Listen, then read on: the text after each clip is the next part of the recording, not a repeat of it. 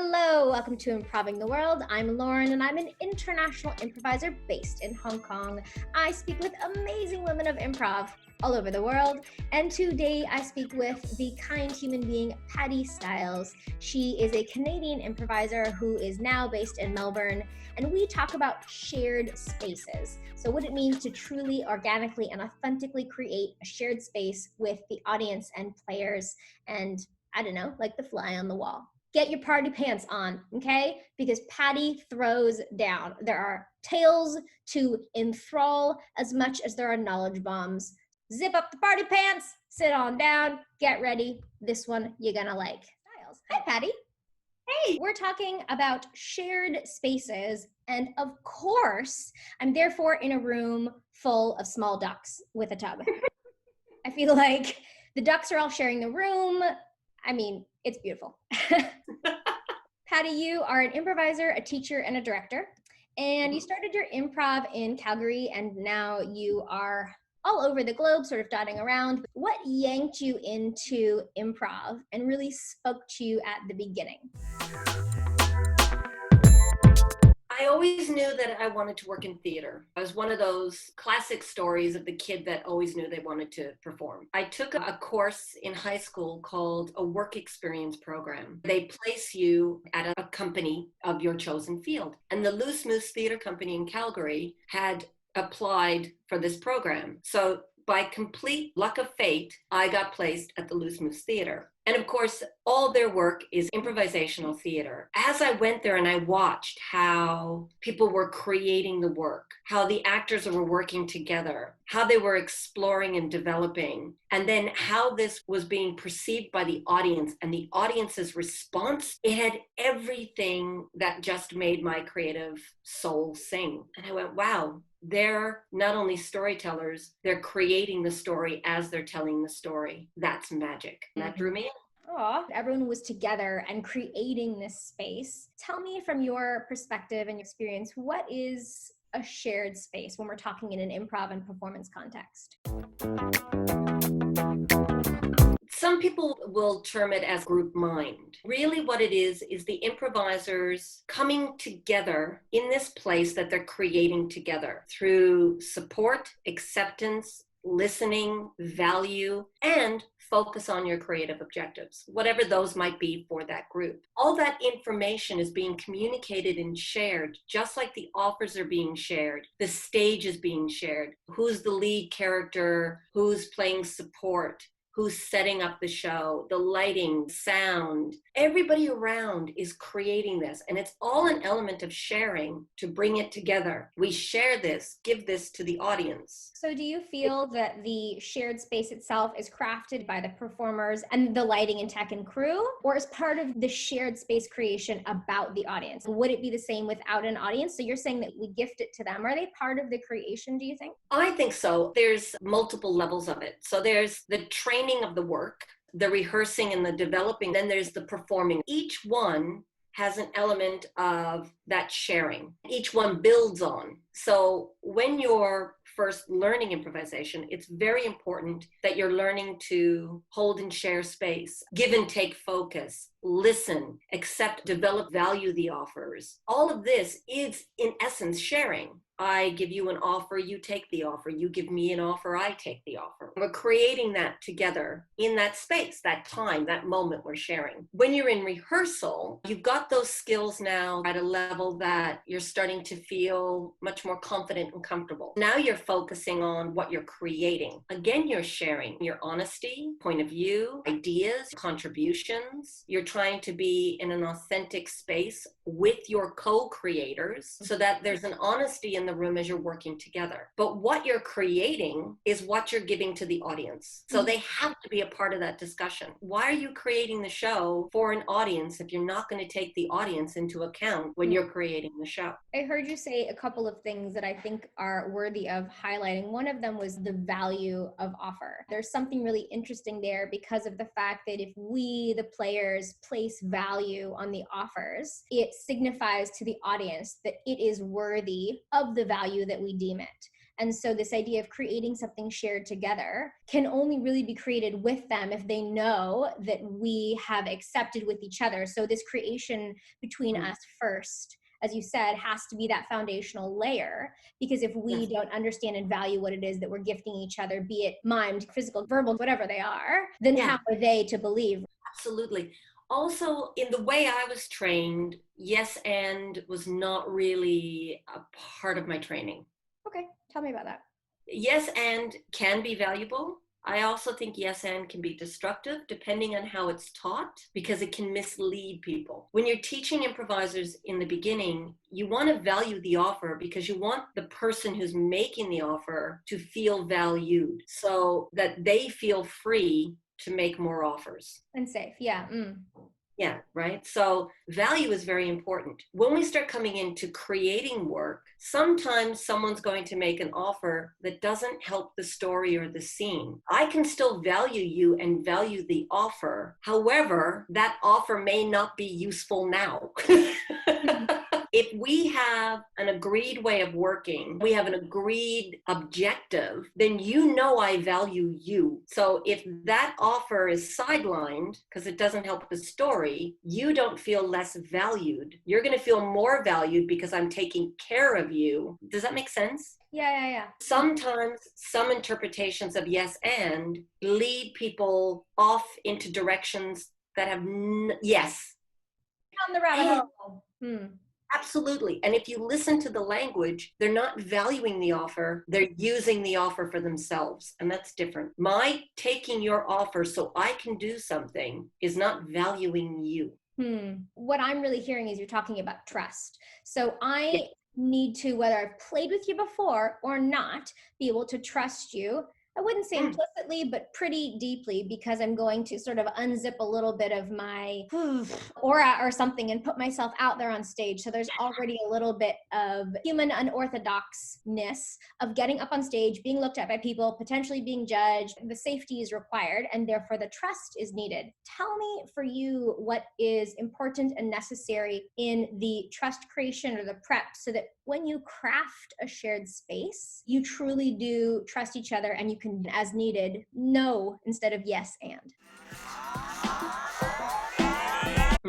I think most improvisers know how important trust is. I think most improvisers approach trust from an intellectual concept. I should trust you because we're improvisers, so therefore I will trust you because we're improvisers. But humans don't quite work that way. Trust is something that's given and earned. That trust is developed in the rehearsal room, in the workshop room, through shared experiences and moments where we learn we can trust. Part of those shared experiences is having honest dialogue about the work, working in a way that people feel valued, that there's equal contribution. When we would be working with Keith, he didn't run a rehearsal room as if he had the highest status in the room. He would offer his opinion and he would set up exercises, but anybody could ask a question or say, can we try something? And he'd go, yes, try it. Because he didn't want the status structure, because the status structure creates a different dynamic in the room. It's like putting a parent in the room. So we need to find ways of developing that trust through experience, removing fear and creating a safe space for people to play. And people have to, all actors should respect the person that you're working with. Patti, would you, like you, get up on stage and do a jam with people that you'd never met before? Do you?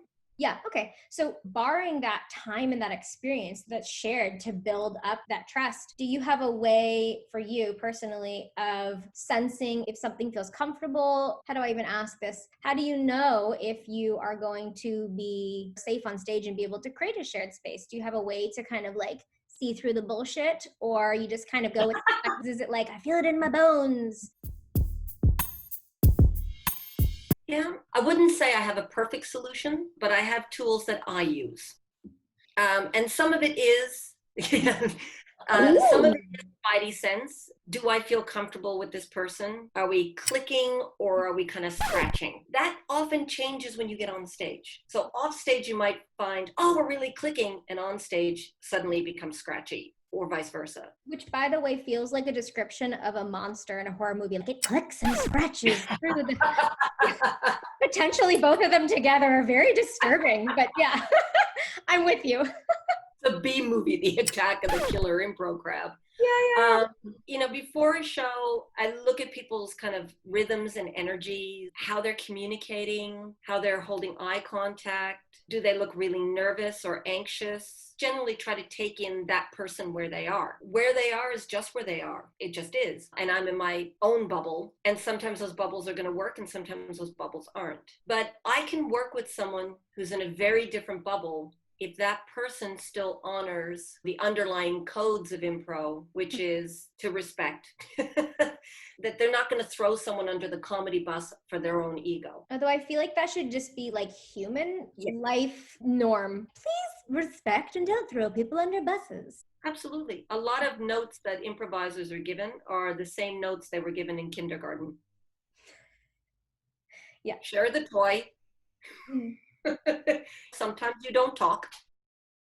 Listen to the other person, say please and thank you. And sometimes people's fear will have them improvise in ways that's not who they are. I'll be kind of noting energies before a show. It's not a judgmental thing. It's an information thing. Some people could be having a great day, a bad day, something could be going on in their lives. Maybe this is the first international festival they're at. There's a lot of factors. So it's not a judgment on the person. It's observing where they are in our shared space. We're about to do a show together. What's happening now? If, however, my spidey senses are going off, that person really is not aware of their space. They're banging into people a lot, talking over people a lot. They're really anxious. I just kind of note that and go, okay. So then when I'm on stage with them, my job as an improviser is to make my partner look good. And if that's their starting place, then how do I use that starting place? Can I help ground them? What can I do? And sometimes what you can do is just move aside and let them have the stage, which is fine. I don't need to fight for those 2 minutes. Yeah. It's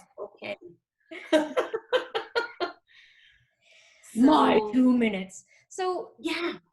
One of my favorite topics, failing. There are moments where we are just in struggle street because of the fact that we are clicking and clacking, or because we individually, as you said, have stuff going on. There are other realms that I'm managing emotionally, whatever in my life. We often really say in improv that there is no failing. Failing is great. We support failing and so on.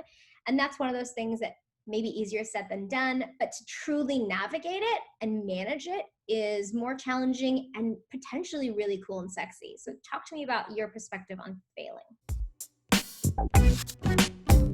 I disagree with there is no failure.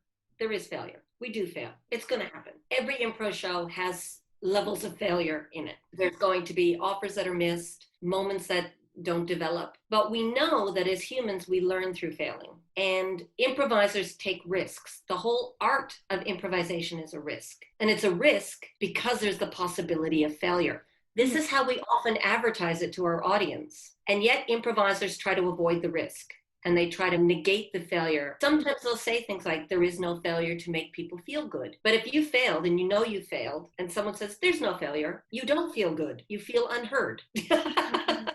Yeah, good point. I think learning to fail is essential for improvisers at the very beginning. We need to know it's okay to fail because we have to take risks. As an improviser, we have to step into the unknown. Not everybody is going to see and hear the offer the same way. We can't control every variable in a scene. It's impossible. So failure is going to happen. Learning how to fail good-naturedly is important.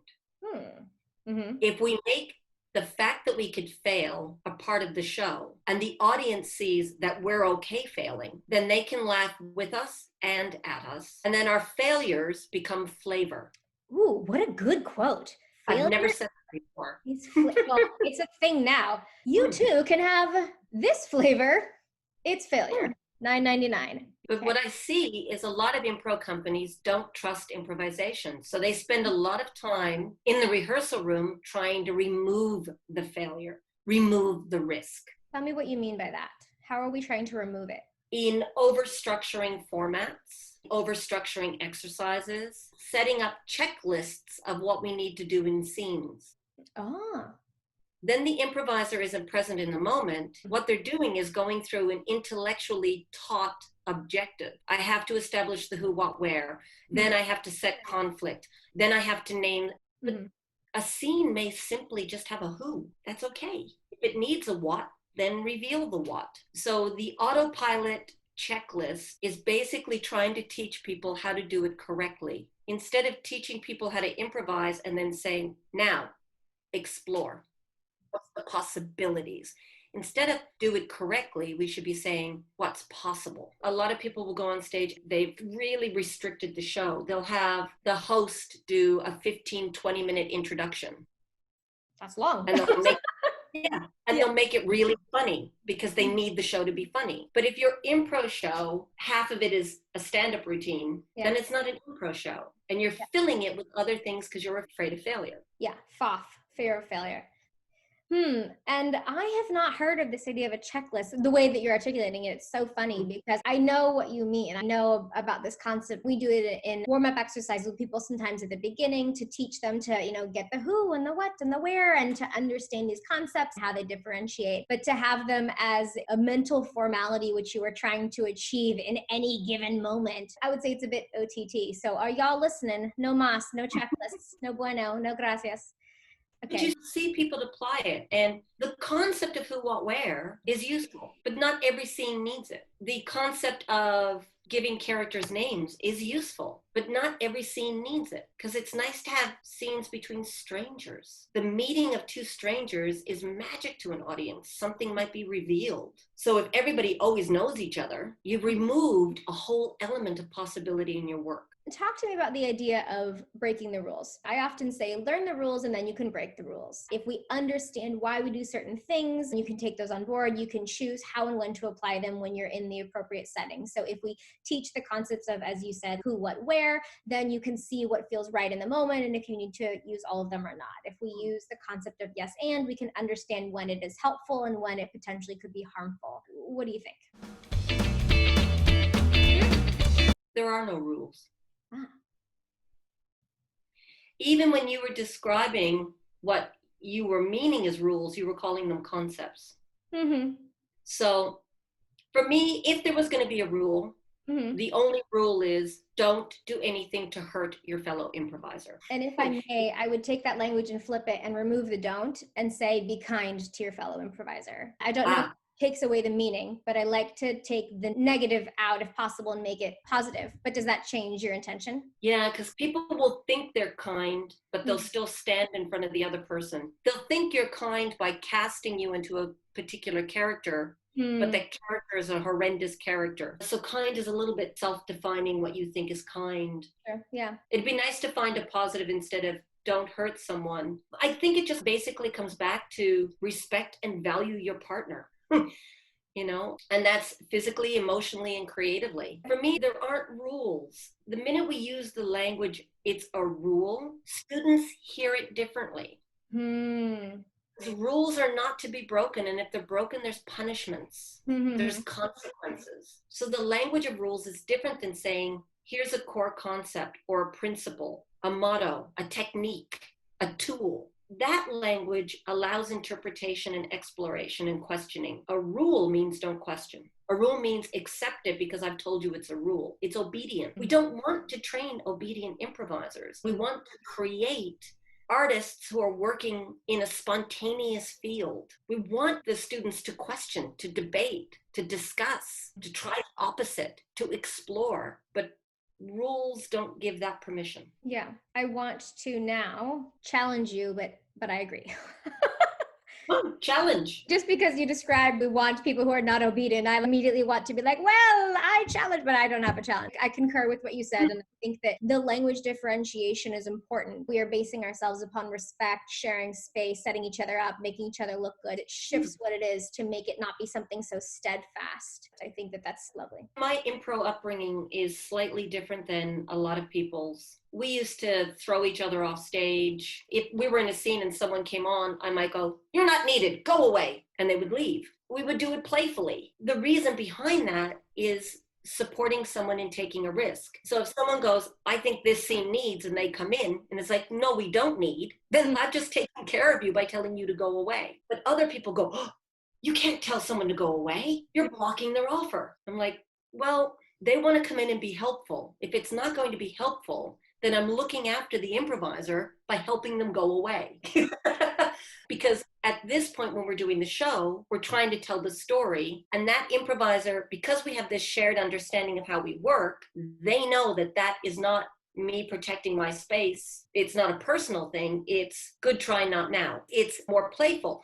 But then they can go, okay, we're going to make it a game. And they can keep trying to come in the stage from every point of view. And now the scene is two improvisers trying to make a scene with another improviser trying to join. In that moment of play and authentic connection and taking those risks, the audience is witnessing everything actually being born. They're not seeing the checklist. And I see a lot of improv shows where the checklist is happening and every single scene starts exactly the same way. Two people on stage, exactly the same distance. They name each other, establish the environment, say what they're doing, and that's all that happens. After scene 3, the audience realizes it's not really being made up. It's being made up, but it's being made up from here. Not here. Not And here, yeah. Yeah. If it truly, truly is something that we are all sharing and co-creating and organically crafting, it can't be pre-planned at all because it has to have little tidbits from people. I like this idea of gamifying a troublesome moment. Someone's coming in and maybe their presence is not helpful at the moment, and this gamification of it pulls in the audience. So they're part of the game. They're part of the experience. And as you said, and as we're growing this moment and they're seeing it unravel, it's about us all together truly making it. And that is the shared space.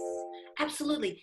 We've got two improvisers in the scene. The moment this improviser off stage goes, oh, and has an impulse, there's still time that needs to be traveled. So by the time they come here, something may have happened and this is no longer useful. It was an impulse that's now missed its moment. So if the improvisers on stage can sense that the audience is kind of going, oh, because what was happening is what they wanted, and this is now distracting it. This improviser is also going to feel that they stepped in it. They kind of failed in that moment. So us being playful and calling out the failure, if you will, like, what? That would have been useful 5 minutes ago. You're too late. Everybody can laugh at the obvious. So this player is taken care of. The audience feels that moment because they felt that offer interrupt what they wanted. They're getting what they wanted, which was this. And it's all very moment to moment. The reason some people, I think, go, but you're making this person look bad, is because they haven't learned to fail good-naturedly. So for them to be told, you're too late, go away, feels like punishment for failure. For me, if I came in and someone I really trusted and knew and we worked well together, we understood this style of play, said that, I know they're playing with me and taking care of me. It's not personal. But then that goes back, as you said, to the trust, which is created in that shared space, which is then defined in the shared creative objective of the type of show that you're doing. So I asked you about failures, and now I'll ask you, do you want to share any tales of when you've seen amazing successes or things just blew your mind, be it teaching, workshopping, or performing, within this shared space context, things that just blossomed and were totally superb? Ooh, that's a big question. I've been really lucky to see a lot of amazing improvisation. So that kind of question starts immediately, popcorn of images and moments and people. Can you ask me that question again in a different way? Yes. It might help me zero in on something. I have improv amnesia a lot because you are in so many different parallel universes at any given time that I forget the things I've seen and done, and someone reminds me, and I may or may not remember. So you are not at all judged. The question is, have you seen any amazing shared space creations where the audience and the players and everyone just organically totally blew your mind and created something just so nifty? Many. Oh, it's hard to pick one. There was this moment in Loosemoose when we were playing theater sports. In theater sports, we have a basket, which is a penalty for a player being rude, crude, or obscene. Really, the reason it's there is because stuff might come out of our mouths accidentally, or you might say something and the audience interprets it the wrong way. So if you give someone a basket, the audience kind of feels like that player's been punished and the bad smell goes away. We were doing a show and there was an audience member who was being a bit cheeky, kept yelling out suggestions that were really not the vibe of the night or the content the rest of the audience wanted. He yelled something out and one of the audience members went, "Basket!" And we were all on stage looking at each other, and the judge stood up and turned and looked at the audience member, and all the audience just started going, "Basket!"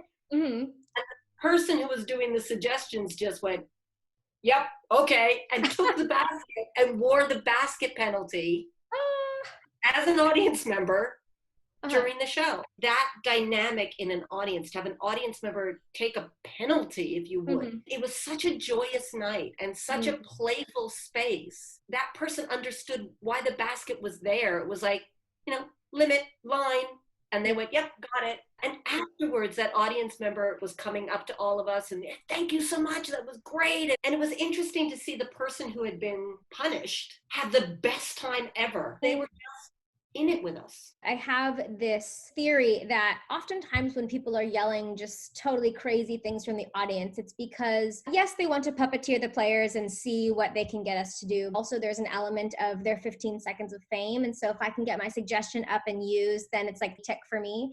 And so I think there's something interesting about this person taking ownership because they ended up getting the spotlight, didn't they? So their suggestion was heard. They got the gratification for being recognized.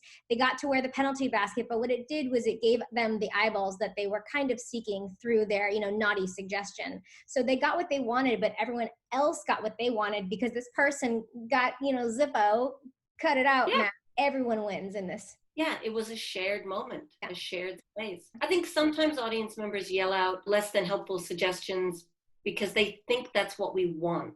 So depending on the type of music to use to start the show, how the introduction is, how you're defining the work that you're going to do, or even the marketing around it, there's language that leads people to believe that we want this type of response. And I'll just say, for anyone who watches an improv show, we don't need you to yell dildo. We've heard it. We got it. I think we're good. I think we've all had the dildo yell, so I think we're good. No more dildos. I think that's okay. That was a bizarre statement. This is not the number one suggestion that you hear globally. No.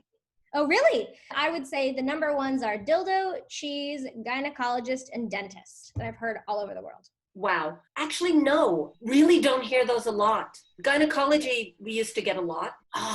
Sorry, another story. Again, theater sports. I was playing with Tony Totino and Dennis Cahill, who are two amazing improvisers and dear friends. Tony is actually one of the people on the cover of Keith's book, Improv, one of the mask characters. Oh, cool. An audience member yelled out gynecologist. And I was playing with Tony and Dennis. Immediately, my heart kind of went, ugh. I just thought, I really don't want to be lying on the stage with legs akimbo. Tony looked out and went, gynecologist. You want a gynecologist? All right, we'll give you a gynecologist. And I was like, oh no, and starting to sweat and feeling really nervous. And he turned and he went, Dennis, get up here. I'm like, So Dennis leaps up and Tony goes, so you want to be a gynecologist? And Dennis goes, yes. He goes, well, you've come to the right college. Now, first thing we need to do is learn all the parts. So we're going to do a little walking tour. Here we go. And he started opening this massive clamp, right? To which all the women in the audience went, whoa. And just did a walking tour. Okay. Where would you like to go? Right or left? And they went through the fallopian tubes and off they went. And it became this hilarious scientific discovery of the female reproductive system, with me on the side of the stage, not having to be the object. Someone leapt up and there were eggs that were hanging on, and then the other team went and started doing this, and then the sperm came and they had to swim across the sperm. And it was, to me, one of the most joyous ways of taking an offer and flipping it into something other. Yes. But the reason it really sticks with me is my two players went, no, Patti, we're not going to make you lay on stage with your legs open. We're not going to make you the visual focus of the joke. No, we're not going to do that. Beautiful support. Absolutely. One, it's a shared space because we creatively know the work we want to do. We want to tell stories. It's not about pointing at someone's private bits and making jokes. We're trying to tell stories. And two, it's part of building and developing trust. I know that wherever I play with the two of them, whatever scene we're in, whatever's happening, they will never sell me out for a joke. Yeah. I like that. Yeah.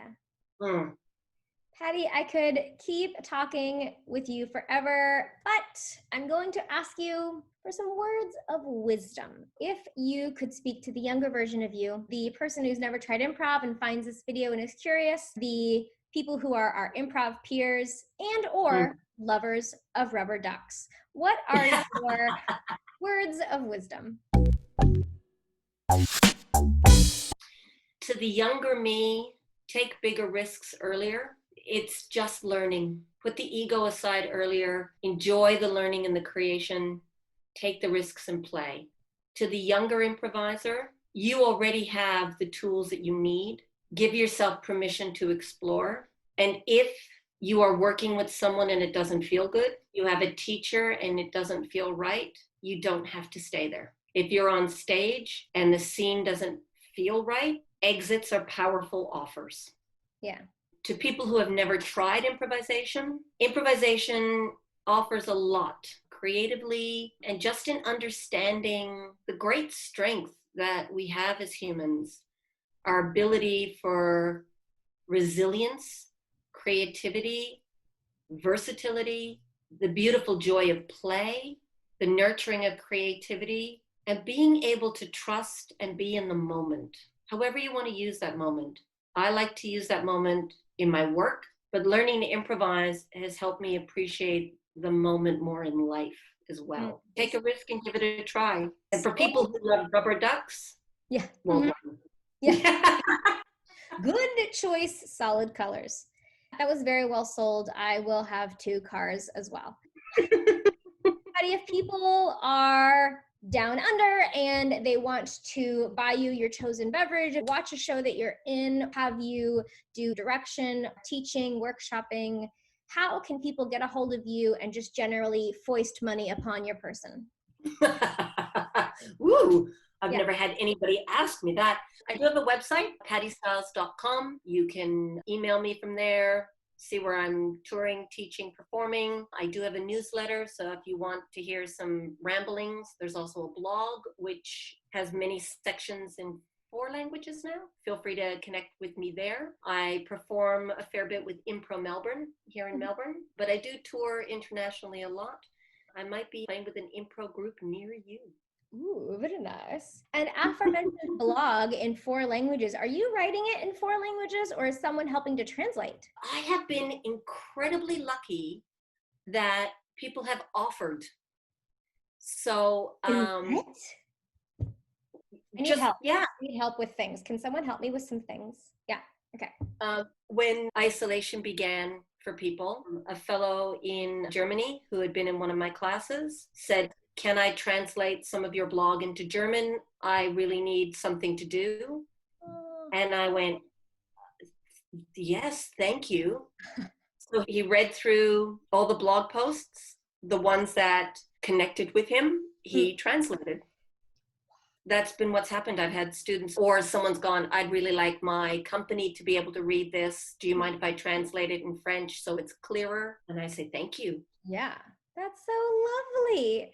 So now you only write blogs which speak to the German guy so that he will want to translate them, so that they really entice him to a very German-centric blog. Improvisers are incredibly generous, wonderful people. Yeah. And they like to explore and learn and try and challenge. It was just a beautiful offer that these students have made, and I appreciate it greatly. Yeah, sounds like it. Well, Patti, thank you so very much for your time and your energy and sharing some stories. It was really wonderful. Maybe Patti will be improvising in a town near you, so look her up. More information below. This is Improving the World, and I am Lauren, and there's more where that came from. Thanks all.